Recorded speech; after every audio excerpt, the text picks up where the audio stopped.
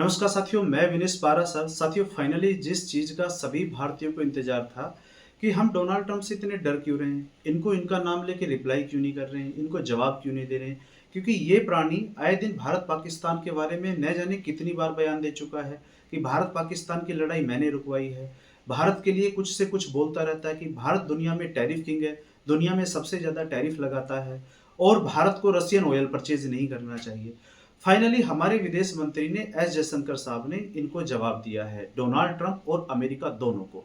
साथियों, विदेश मंत्री जैसा आप सभी को पता है कि 3 दिवसीय यात्रा के लिए रसिया गए हुए हैं। वहीं जब ये पत्रकारों से वन टू वन हो रहे थे तो एक पत्रकार ने इनसे सवाल किया कि सर ये बताइए कि आप पर अमेरिका ने 50% टैरिफ लगा दिए हैं। वो इसीलिए लगाए हैं कि आप रसिया से ऑयल परचेज कर रहे हो।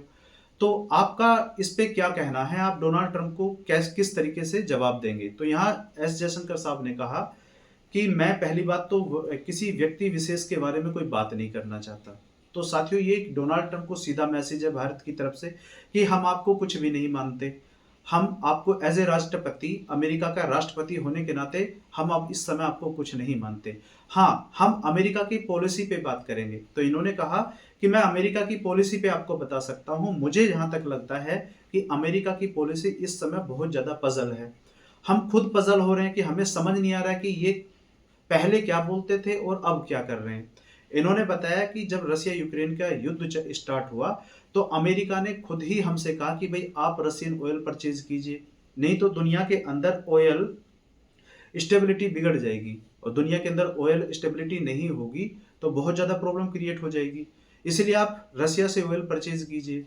साथ ही इन्होंने ये भी बताया कि हम दुनिया में रूस से सबसे ज़्यादा तेल नहीं परचेज करते, हमसे ज़्यादा तो रसिया करता, चीन करता है। आपने चीन पे फिर टैरिफ नहीं लगाए और भारत पे सबसे ज़्यादा टैरिफ थोप दिए। साथ ही इन्होंने कहा कि नेचुरल गैस यूरोप रसिया से आज भी परचेज कर रहा है और संभवतः सबसे ज़्यादा नेचुरल गैस यूरोप ही परचेज कर रहा है रसिया से। आप यूरोप का स्टांस आपके लिए अलग है, आप भारत को अलग तरीके से ट्रीट कर रहे हो, चीन को अलग तरीके से ट्रीट कर रहे हो। तो हमें तो यही समझ में नहीं आ रहा कि आपकी पॉलिसी इस समय जा किधर रही है। साथियों, इस समय इंटरेस्टिंग बात यह है कि डोनाल्ड ट्रंप अपने देश में भी घिरते हुए नजर आ रहे हैं। इन्हीं की पार्टी की, रिपब्लिक पार्टी की एक नेता है निक्की हेली। ये कह रही हैं कि डोनाल्ड ट्रंप आज के समय जो भारत और अमेरिका के रिलेशन डिस्ट्रॉय कर रहे हैं, ये ठीक नहीं है। ये कह रही हैं कि डोनाल्ड ट्रंप चाहते हैं, आप निक्की हेली का ये ट्वीट देख सकते हो।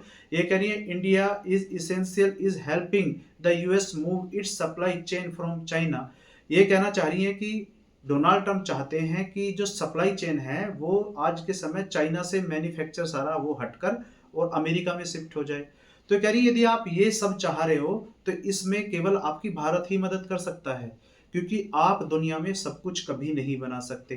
तो ये यहाँ पे निक्की हेली का साथियों कहना है। साथियों, इस समय अमेरिका में एक इंटरेस्टिंग चीज ये हो रही है कि अमेरिका की जनता खुद डोनाल्ड ट्रंप से सवाल कर रही है कि जो भारत और अमेरिका के रिश्ते 20 साल में बने हैं, ओबामा के टाइम में, जॉर्ज बुश, जो बाइडन, इन सबको आप बर्बाद कर रहे हो, ये ठीक नहीं है। साथियों, अमेरिका की जनता भारतीयों से कह रही है कि भाई भारतीयों, हम आपसे प्यार करते हैं, ये मत मान लेना कि सारे अमेरिकन ऐसे हैं।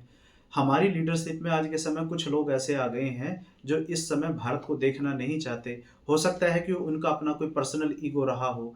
लेकिन साथियों, कल चाइना भी भारत के सपोर्ट में खुल के आ गए। चाइना ने कहा कि ये अमेरिका की जो दबंगाई है ये बर्दाश्त नहीं की जा सकती। चाइना ने कहा कि हम जो अमेरिका ने भारत पर टैरिफ लगाए हैं, हम इसमें भारत के साथ खड़े हैं। जैसे आप साथियों एक ट्वीट देखिए, ये अभी कल ही फ्रांस के राष्ट्रपति ने भारत के प्रधानमंत्री से बात की और इसमें इनकी ट्वीट में इनकी आप बाद की लाइन पढ़िए। इसमें कहा है इन्होंने, preparation for the France presidency of G7 and Indian presidency of the BRICS in 2026।